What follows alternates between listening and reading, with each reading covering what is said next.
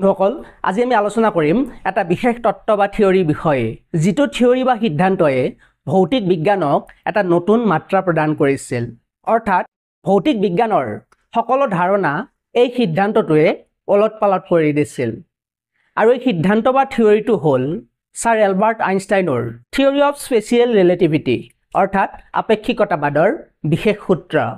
আৰু এই special theory of ৰিলেটিভিটিৰ সিদ্ধান্তটো ইমানে আচহুৱা আৰু অসাধাৰণ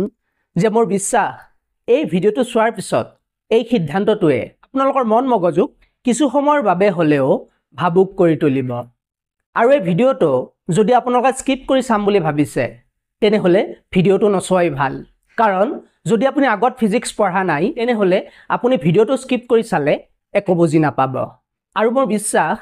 যদি আপুনি মোৰ ভিডিঅ'টো প্ৰথমৰ পৰা শেষলৈ চাই আৰু আপুনি যদি ফিজিক্স পঢ়াও নাই তথাপি আপুনি এই ভিডিঅ'টো বুজি পাব তো আহকচোন আমি এই তত্ত্বটোৰ বিষয়ে আলোচনা কৰোঁ 17শ শতিকাৰ শেষৰ ফালে ছাৰ আইজাক নিউটনে আমাক গতিশীল বস্তু আৰু স্থিতিশীল বস্তুৰ ওপৰত এটা ধাৰণা দিছিল তেওঁ কৈছিল বাহিৰৰ পৰা বল প্ৰয়োগ নকৰালৈকে অচল বস্তু এটা অচল অৱস্থাত আৰু সচল বস্তু এটা একে দিশত একে বেগত গতি কৰি থাকিব কিন্তু 1905 চনত ছাৰ এলবাৰ্ট আইনষ্টাইনে আৱিষ্কাৰ কৰা থিওৰি অফ স্পেচিয়েল ৰিলেটিভিটি মতে যিটো থিওৰিক আমি আপেক্ষিকতাবাদৰ তত্ত্ব বুলি জানো এই থিওৰি মতে বিশ্ব ব্ৰহ্মাণ্ডৰ কোনো বস্তুৱে এবছলিউট ৰেষ্ট বা এবছলিউট মোচনত নাথাকে অৰ্থাৎ কোনো বস্তুৱে নিৰপেক্ষভাৱে স্থিতিশীল বা নিৰপেক্ষভাৱে গতিশীল নহয় ই আপেক্ষিক বা ৰিলেটিভ আপেক্ষিক বা ৰিলেটিভৰ অৰ্থ হ'ল কোনো এটা বিষয়বস্তু অইন এটা বিষয়বস্তুৰ ওপৰত নিৰ্ভৰ কৰি বিবেচনা কৰা বা অইন এটা বিষয়বস্তুৰ লগত তুলনা কৰি বিবেচনা কৰা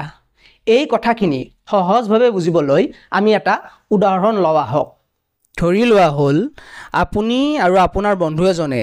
ঘণ্টাত 60 কিলোমিটাৰ বেগত গৈ থকা ট্ৰেইন এখনত বহি আছে এতিয়া ট্ৰেইনখনৰ ভিতৰত আপোনালোক দুয়োজনে স্থিতিশীল অৱস্থাত বহি আছে কিছু সময় পিছত আপোনাৰ বন্ধুৱে এটা ষ্টপেজত নামি গ'ল এতিয়া বন্ধুজনে ভাবিব যে তেওঁ স্থিতিশীল অৱস্থাত আছে আৰু ট্ৰেইনখন ঘণ্টাত 60 কিলোমিটাৰ বেগত গতি কৰি আছে আৰু আপোনাৰ বন্ধুৱে দেখিব যে ট্ৰেইনখনৰ লগত আপুনিও প্ৰতি ঘণ্টাত 60 কিলোমিটাৰ বেগত গতি কৰি আছে কিন্তু আপোনাৰ বাবে অৱস্থাৰ কোনো পৰিৱৰ্তন হোৱা নাই আপুনি সেই একে স্থিতিশীল অৱস্থাত বহি আছে আপুনি হয়তো ভাবিব যে আপোনাৰ বন্ধু এবছলিউট ৰেষ্টত আছে কিয়নো তেওঁ ট্ৰেইনৰ পৰা নামি থিয় হৈ আছে কিন্তু কোনো মহাকাশচাৰীয়ে যদি মহাকাশৰ পৰা পৃথিৱীখন চাই তেন্তে মহাকাশৰ পৰা পৃথিৱীখন গতি কৰি থকা দেখা পাব যিহেতু আপোনাৰ বন্ধুৱে পৃথিৱীৰ ওপৰত থিয় হৈ আছে গতিকে মহাকাশৰ পৰা পৃথিৱীৰ লগত আপোনাৰ বন্ধুকো গতি কৰি থকা দেখা পাব অৰ্থাৎ আপোনাৰ বন্ধুজন পৃথিৱী সাপেক্ষেহে স্থিতিশীল কোনো এটা বস্তু স্থিতিশীল নে গতিশীল সেইটো বিবেচনা কৰিবলৈ আপুনি বিবেচনা কৰিব লাগিব যে আপুনি কোনটো পৰিস্থিতি কাঠামোৰ পৰা বস্তুটো লক্ষ্য কৰিছে বা কোনটো ফ্ৰেম অফ ৰেফাৰেন্সৰ পৰা আপুনি বস্তুটো লক্ষ্য কৰিছে এতিয়া আপুনি 60 কিলোমিটাৰ বেগত গৈ থকা ট্ৰেইনখনলৈ উভতি আহক এতিয়া ধৰি লওক আপুনি ৰজনীকান্তৰ ৰবট চিনেমাখনৰ চিত্ৰীৰ চৰিত্ৰত অভিনয় কৰিছে গতিকে আপুনি চলন্ত ট্ৰেইনৰ ওপৰেৰে নিশ্চয় দৌৰিব পাৰিব এতিয়া আপুনি চলন্ত ট্ৰেইনখনৰ ওপৰেৰে ঘণ্টাত 10 কিলোমিটাৰ বেগত দৌৰা আৰম্ভ কৰি দিয়ক এতিয়া যদি আপোনাক সোধা হয় যে আপোনাৰ দৌৰাৰ মুঠ বেগ কিমান তেতিয়া আপোনাৰ উত্তৰ হ'ব যে আপোনাৰ মুঠ বেগ সমান ট্ৰেইনখনৰ বেগ যোগ আপোনাৰ বেগ যিহেতু ট্ৰেইনৰ ওপৰত আপুনি প্ৰতি ঘণ্টাত 10 কিলোমিটাৰ বেগত দৌৰিছে আৰু ট্ৰেইনখন প্ৰতি ঘণ্টাত 60 কিলোমিটাৰ বেগত গৈ আছে গতিকে আপোনাৰ মুঠ বেগ হ'ব 60 যোগ 10 সমান 70 কিলোমিটাৰ পাৰ ঘণ্টা এইবাৰ ধৰা হ'ল ট্ৰেইনখনৰ বেগ পোহৰৰ বেগৰ সমান ৰখা হৈছে বাস্তৱ ক্ষেত্ৰত কোনো ট্ৰেইন পোহৰৰ বেগত যোৱা সম্ভৱ নহয় যদিও আমি উদাহৰণটো বুজাৰ বাবে ট্ৰেইনখনৰ বেগ পোহৰৰ বেগৰ লগত সমান বুলি ধৰি লৈছোঁ আৰু পোহৰৰ বেগত যোৱা ট্ৰেইনখনৰ ওপৰেৰে আপুনি প্ৰতি ছেকেণ্ডত 10 কিলোমিটাৰ বেগত দৌৰিছে এইবাৰ যদি আপোনাৰ মুঠ বেগ সোধা হয় তেনেহ'লে আপোনাৰ মুঠ বেগ হ'ব লাগে আপোনাৰ বেগ প্ৰতি ছেকেণ্ডত 10 কিলোমিটাৰ ট্ৰেইনখনৰ বেগ প্ৰতি ছেকেণ্ডত 3 লাখ কিলোমিটাৰ এতেকে আপোনাৰ মুঠ বেগ হ'ব লাগে 310 কিলোমিটাৰ পাৰ ছেকেণ্ড অৰ্থাৎ এই ক্ষেত্ৰত আপুনি পোহৰৰ বেগক অতিক্ৰম কৰিলে যেহেতু পোহৰ এটা ইলেক্ট্ৰমেগনেটিক ৱেভ আৰু ইয়াৰ বেগ 3 লাখ কিলোমিটাৰ পাৰ ছেকেণ্ড এটা কনষ্টেণ্ট মান অৰ্থাৎ কোনো পৰিস্থিতিতে পোহৰৰ বেগ পৰিৱৰ্তন নহয় আৰু ব্ৰহ্মাণ্ডৰ কোনো বস্তুৱে পোহৰৰ বেগক অতিক্ৰম কৰিব নোৱাৰে তেনেহলে এই ক্ষেত্ৰত আপোনাৰ বেগে পোহৰৰ বেগক কেনেকৈ অতিক্ৰম কৰিব কাৰণ প্ৰকৃতিয়ে কেতিয়াও নিজৰ ফাণ্ডামেণ্টেল ল ভংগ হ'বলৈ নিদিয়ে আৰু পোহৰৰ বেগ প্ৰকৃতিৰ এটা ফাণ্ডামেণ্টেল ল গতিকে এই ল প্ৰকৃতিয়ে কেতিয়াও ভংগ হ'বলৈ নিদিয়ে য'ত সাধাৰণ মানুহৰ চিন্তাধাৰা শেষ হয় তাৰ পৰাই আৰম্ভ হয় ছাৰ এলবাৰ্ট আইনষ্টাইনৰ চিন্তাধাৰা ছাৰ এলবাৰ্ট আইনষ্টাইনে এই পৰিঘটনাটো বেলেগ ধৰণে চিন্তা কৰিছিল তেওঁ বুজি পাইছিল যে উক্ত পৰিঘটনাটোত নিশ্চয় কোনো প্ৰকৃতিৰ ৰহস্য লুকাই আছে আৰু উক্ত পৰিঘটনাটোত বেগৰ কথা চিন্তা কৰোঁতে তেওঁ ব্যৱহাৰ কৰিছিল বেগ সমান দূৰত্ব হৰণ সময় সূত্ৰটো উক্ত পৰিঘটনাটোত আপোনাৰ বেগে পোহৰৰ বেগক অতিক্ৰম কৰিব নোৱাৰে অৰ্থাৎ আপোনাৰ বেগ একে থাকিব লাগিব গতিকে উক্ত পৰিঘটনাত দূৰত্ব আৰু সময় নিশ্চয় পৰিৱৰ্তন হ'ব আৰু উক্ত ৰহস্যৰ সমাধান হিচাপে আইনষ্টাইনে কৈছিল যে আপুনি গৈ থকা ট্ৰেইনখনৰ দৈৰ্ঘ্য কমি যাব যাক তেওঁ লেংথ কন্ট্ৰাকশ্যন বুলি কৈছিল আৰু পোহৰৰ বেগত গতি কৰা ট্ৰেইনখনৰ বাবে সময় আপোনাৰ বাবে লাহে লাহে অতিক্ৰম কৰিব যাক তেওঁ টাইম ডাইলেশ্যন বুলি কৈছিল যাৰ অৰ্থ হ'ল আপুনি ছেকেণ্ডত 10 কিলোমিটাৰ বেগত দৌৰিলেও আপুনি ট্ৰেইনখনৰ বেগক অতিক্ৰম কৰিব নোৱাৰিব উক্ত পৰিঘটনাটো বুজিবলৈ আমি অইন এটা উদাহৰণ লওঁ আহক এইবাৰ ধৰা হ'ল আপোনাৰ বন্ধুৱে পোহৰৰ বেগৰ ওচৰে পাজৰে গতি কৰি থকা এখন ৰকেটত গৈ আছে আৰু ৰকেটখনৰ ঠিক 3 মিটাৰ তলত এখন মিৰৰ বা দাপোন সেট কৰা হৈছে যাতে ৰকেটৰ ভিতৰত থকা আপোনাৰ বন্ধুৱে টৰ্চৰ সহায়ত পোহৰৰ ৰশ্মি দাপোনত পেলাব পাৰে যেতিয়া আপোনাৰ বন্ধুৱে পোহৰৰ ৰশ্মি উলম্বভাৱে দাপোনত পেলাব তেতিয়া তেওঁ দেখিব যে পোহৰৰ ৰশ্মিটোৱে উলম্বভাৱে দাপোনত খুন্দা মাৰি আহা পথেৰে উভতি গৈছে আমি আটাই জানো যে পোহৰৰ বেগ প্ৰতি ছেকেণ্ডত 3 লাখ কিলোমিটাৰ কিন্তু এই উদাহৰণটো বুজাৰ বাবে আমি পোহৰৰ বেগ প্ৰতি ছেকেণ্ডত 3 মিটাৰ ধৰি লৈছোঁ যিহেতু দাপোনখন ৰকেটৰ পৰা 3 মিটাৰ দূৰত অৱস্থিত আৰু এই ক্ষেত্ৰত আমি পোহৰৰ বেগ 3 মিটাৰ পাৰ ছেকেণ্ড ধৰি লৈছোঁ সেয়েহে আপোনাৰ বন্ধুৱে দেখিব যে ৰকেটৰ পৰা পোহৰৰ ৰশ্মি দাপোন পাওঁতে 1 ছেকেণ্ড সময় লাগিব অৰ্থাৎ ৰকেটৰ ভিতৰৰ পৰা পোহৰৰ ৰশ্মি আহি দাপোন পাওঁতে আপোনাৰ বন্ধুৰ বাবে ৰকেটৰ ভিতৰত 1 ছেকেণ্ড সময় পাৰ হ'ব এই একেখিনি পৰিঘটনাই যদি আপুনি ৰকেটৰ তলৰ পৰা পৰ্যবেক্ষণ কৰে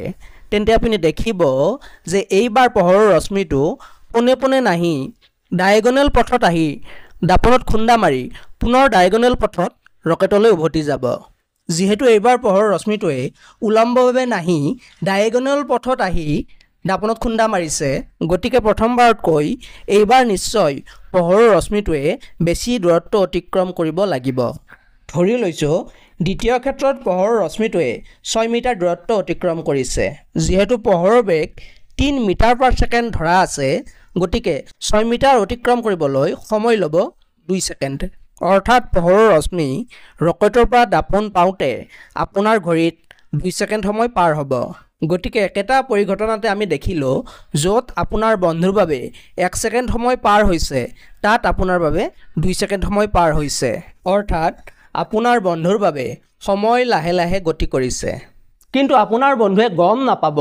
যে সময় তেওঁৰ বাবে লাহে লাহে গৈ আছে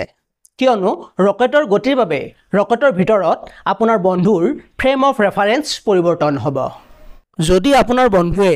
পোহৰৰ বেগৰ আশে-পাশে যোৱা ৰকেটখনত এসপ্তাহ মহাকাশত ভ্ৰমণ কৰি উভতি আহি তেওঁ দেখিব যে তেওঁৰ বয়সৰ কোনো পৰিৱৰ্তন হোৱা নাই কিন্তু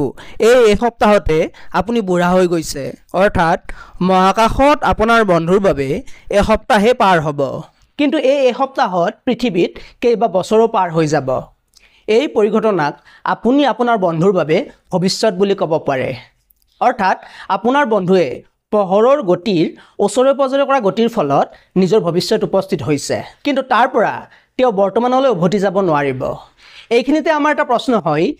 যে সিনেমা বা মুভিবিলাকত যে দেখুৱাই যে টাইম মেচিনত উঠি আমি অতীতক লগ পাব পাৰোঁ এনেধৰণৰ থিয়ৰি অফ স্পেচিয়েল ৰিলেটিভিটিয়ে ছাপোৰ্ট কৰে নেকি এই কথাষাৰৰ উত্তৰ হ'ল যে থিয়ৰী অফ স্পেচিয়েল ৰিলেটিভিটিয়ে এনেধৰণৰ ঘটনাক ছাপোৰ্ট নকৰে, কাৰণ অতীতক লগ পাবলৈ হ'লে আপুনি সময়তকৈ আগত গতি কৰিব লাগিব। ইয়াৰ অৰ্থ হ'ল মানুহ প্ৰকৃতিতকৈ বেছি শক্তিশালী হ'ব লাগিব।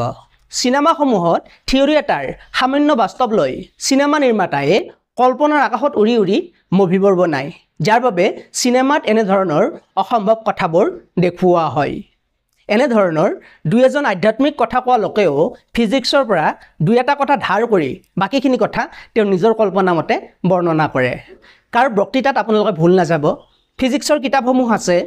ফিজিক্সৰ কিতাপসমূহৰ সহজ বিশ্লেষণ আছে। আপোনালোকৰ যিকোনো কথাৰ মনত সন্দেহ হ'লে এই কথাসমূহৰ ক্ৰছ চেক কৰিব। আইনষ্টাইনে কৈছে যদি পোহৰৰ বেগৰ ওচৰে পাজৰে যাব পাৰে তেনেহ'লে তেওঁ নিজৰ ভৱিষ্যতহে উপস্থিত হ'ব পাৰিব, কিন্তু তাৰ পৰা তেওঁ পুনৰ অতীতলৈ উভতি যাব নোৱাৰে। এইটোও বৰ্তমানলৈ সম্ভৱ নহয়, কাৰণ আইনষ্টাইনে কোৱা ঘটনাটো প্ৰতিপন্ন কৰিবলৈ হ'লেও পোহৰৰ বেগৰ ওচৰে পাজৰে গতি কৰিব পৰা যান নিৰ্মাণ কৰিব লাগিব, যিটো এতিয়াও সম্ভৱ হৈ উঠা নাই বা সম্ভৱ হৈ উঠাৰ এতিয়াও কোনো চিহ্ন দেখা হোৱা নাই। 1977 চনত নাছায়ে কিছুমান ৰকেটত এটমিক ক্লক ছেট কৰি সেই ৰকেটসমূহ মহাকাশলৈ পঠাইছিল। তাৰপিছত যেতিয়া তেওঁলোকে পৰীক্ষা কৰিছিল তেতিয়া ৰকেটৰ ঘড়ীৰ সময় আৰু পৃথিৱীৰ ঘড়ীৰ সময়ৰ মাজত সামান্য পাৰ্থক্য পাইছিল। যদিও এই পাৰ্থক্য সামান্য আছিল, তথাপি এই পাৰ্থক্যখিনি আইনষ্টাইনে দিয়া টাইম ডাইলেশ্যনৰ ফৰ্মুলা মতেই হৈছিল, আৰু এই পৰিঘটনাই কোনোবাখিনিত টাইম ডাইলেশ্যনৰ সূত্ৰটো সত্য বুলি প্ৰতিপন্ন কৰিছিল। তো বন্ধুসকল, ইমানখিনি আছিল থিয়ৰী অফ স্পেচিয়েল ৰিলেটিভিটিৰ ব্যাখ্যা। মই ভিডিঅ'টোত মোৰ সাম্যক জ্ঞানেৰে যিমান পাৰি সিমান সহজভাৱে আপোনালোকৰ আগত এই স্পেচিয়েল থিয়ৰী অফ ৰিলেটিভিটিৰ ব্যাখ্যা দাঙি ধৰিবলৈ চেষ্টা কৰিছোঁ।